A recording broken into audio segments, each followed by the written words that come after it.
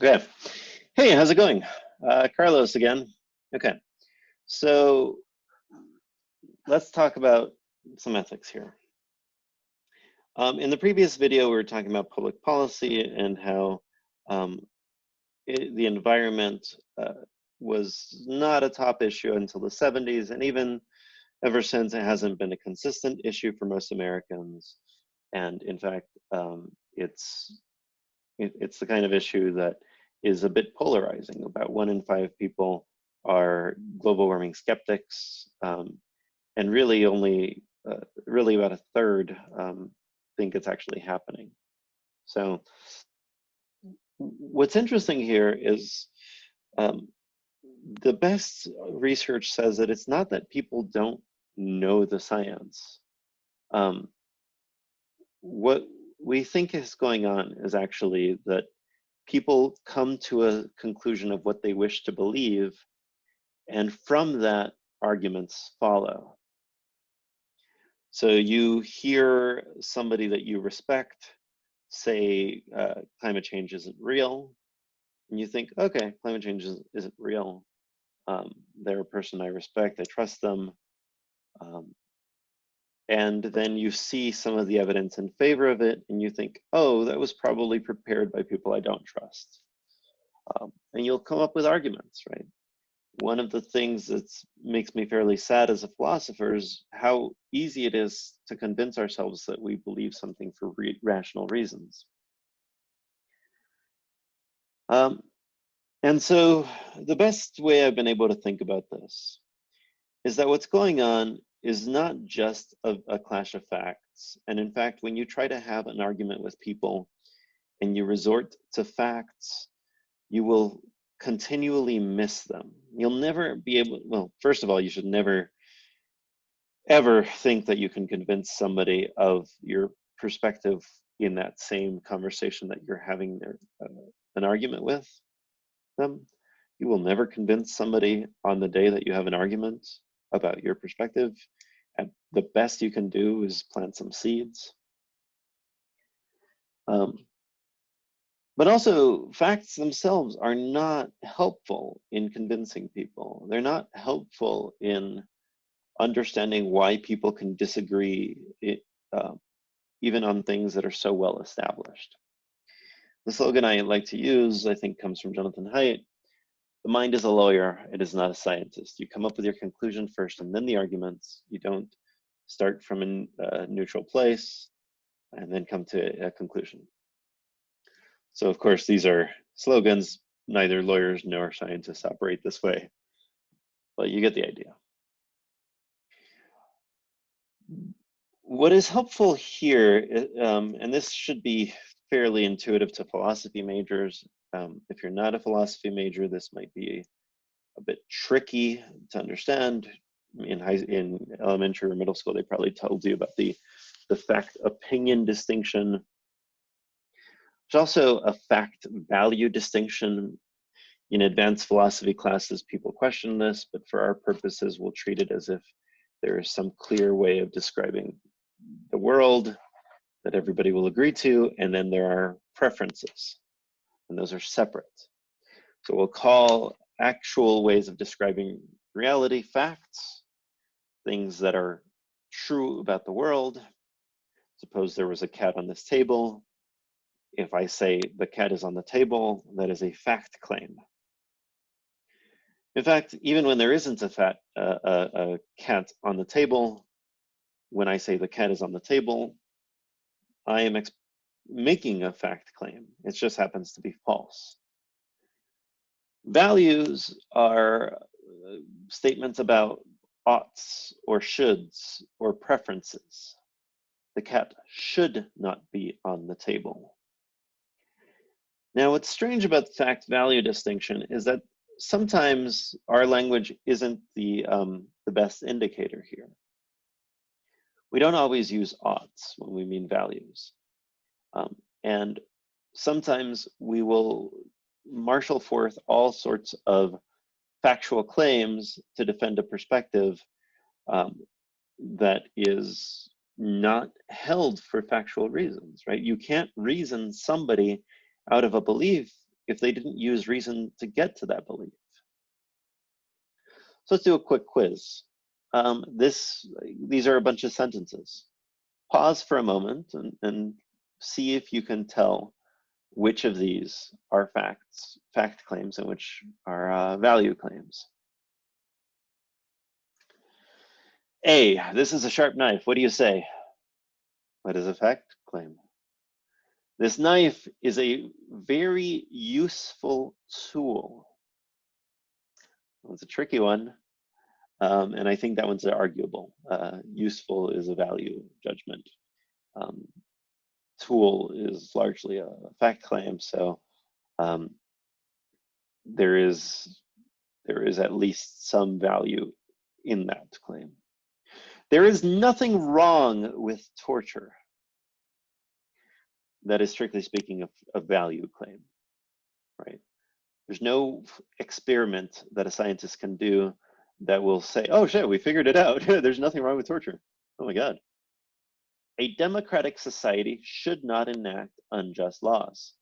That one's easy. It had the word should not, right? So that's definitely a value claim. The Soviet Union accomplished more recognized firsts in space than the US. Okay, so that seems pretty factual. It's definitely on the factual end of the continuum.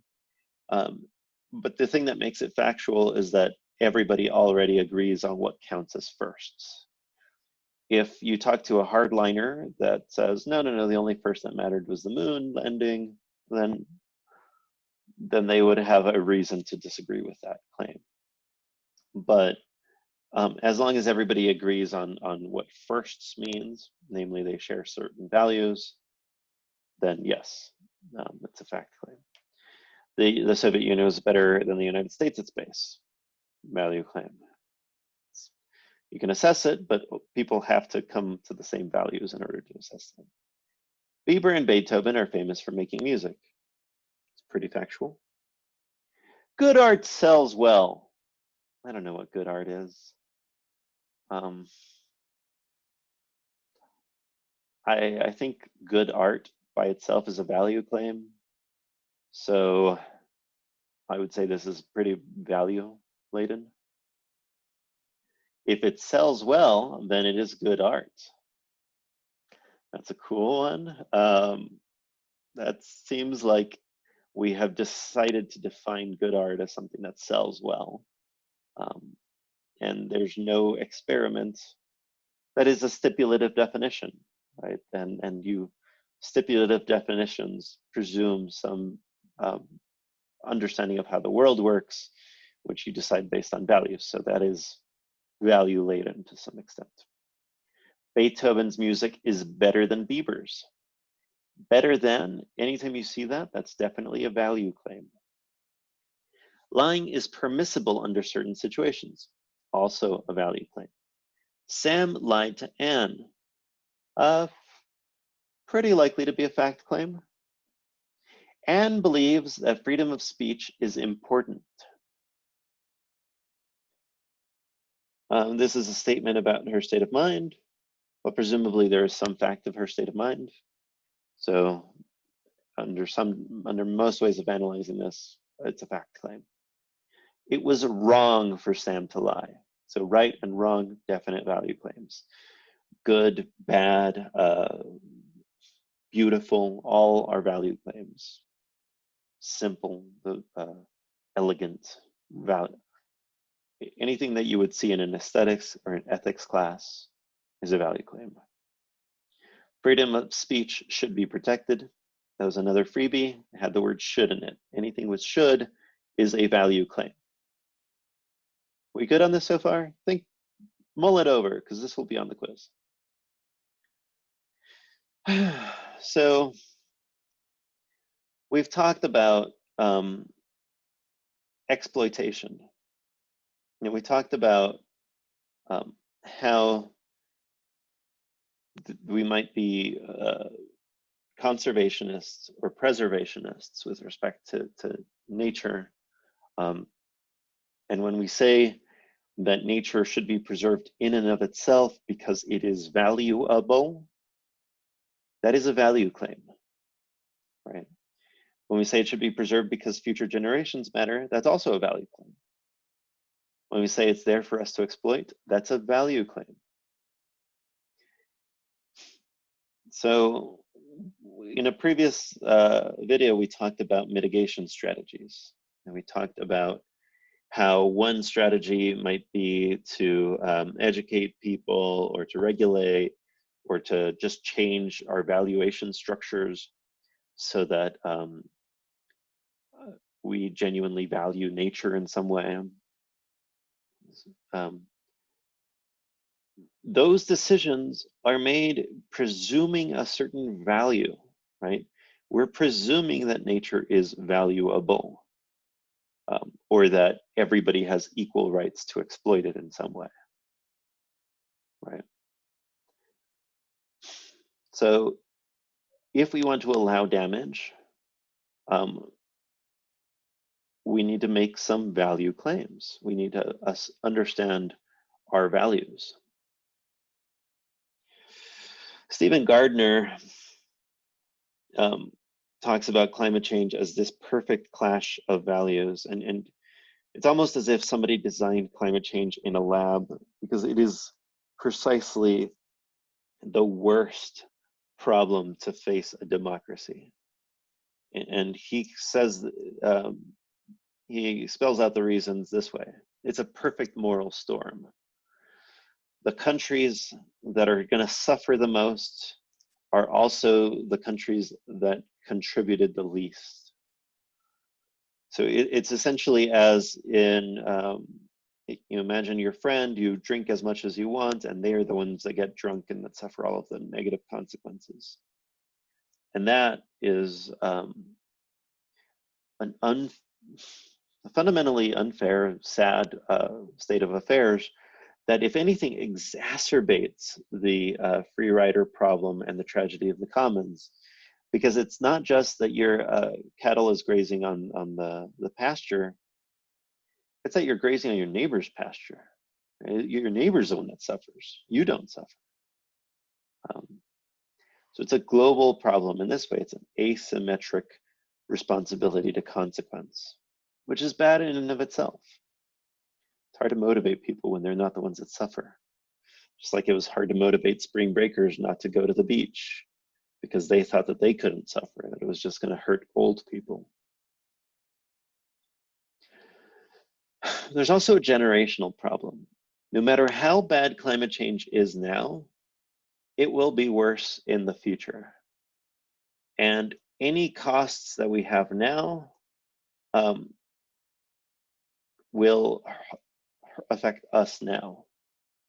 And so you think, well, there's almost no incentive to help people in the future. I think about this, as if I talk about myself sometimes as if I'm living with two roommates, future Carlos and past Carlos. And I always get annoyed that past Carlos left all of the cleaning for me to do. And I get really angry and I leave it to future Carlos to do because, he's never done anything for me. It's kind of like that, only less ridiculous.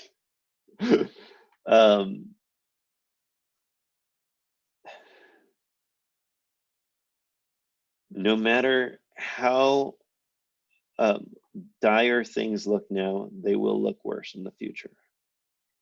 And every generation will take the coward's way out, or will feel compelled to take the coward's way out and not do anything.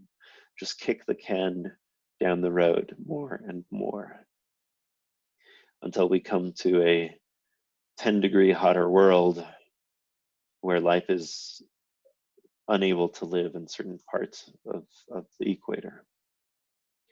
And then lastly, the theoretical problem, which we've already talked about, right? So there's immediate and long-term problems, local and global problems. Climate change is an abstract, global, long-term problem. It's one of the hardest ways of getting people to care about these. I mean, Jesus, we had an epidemic that was destroying Europe and we couldn't take it seriously here. We saw what it was doing. We couldn't take it seriously here. So imagine how much harder climate change is than that. The last thing I want to say in this video is this argument from disappearing beneficiaries. So it's a short argument. You know, I haven't given lots of arguments in this class. I gave one climate change argument. Here is a reason not to care about the future. Future generations don't have to exist. I don't have to have kids. You don't have to have kids. If we don't have to bring future people into existence, then we have no moral responsibility to them. So we don't have moral responsibility toward them. They're in the future. Some people beef up this argument by saying things like, and also we don't know what would be good for them. Maybe they will figure out how to, you know, run an economy on previous mass extinctions or on lots of loose plastic in the ocean. And so they would be annoyed at us for cleaning that up. You know, maybe pause the video and think about what you think about this argument. Some people have a strong reaction to it. And I think my reaction to it was really, really popular in the environmental ethics literature for a couple of decades. My response to it is just that, you know, like, yeah, we don't know with 100% certainty what the future will be like, but we have pretty decent certainty that there will be future humans that like to eat and drink and breathe, and it would be great to give them a livable planet, ideally. All right. So we talked about allowing future damage. We talked about the fact-value distinction, and we talked about why climate change is such a difficult problem, right? It is a perfect moral storm. It is the kind of thing that we might genuinely never be able to resolve. And it will have horrific consequences for us. All right, moving on. Have a good day.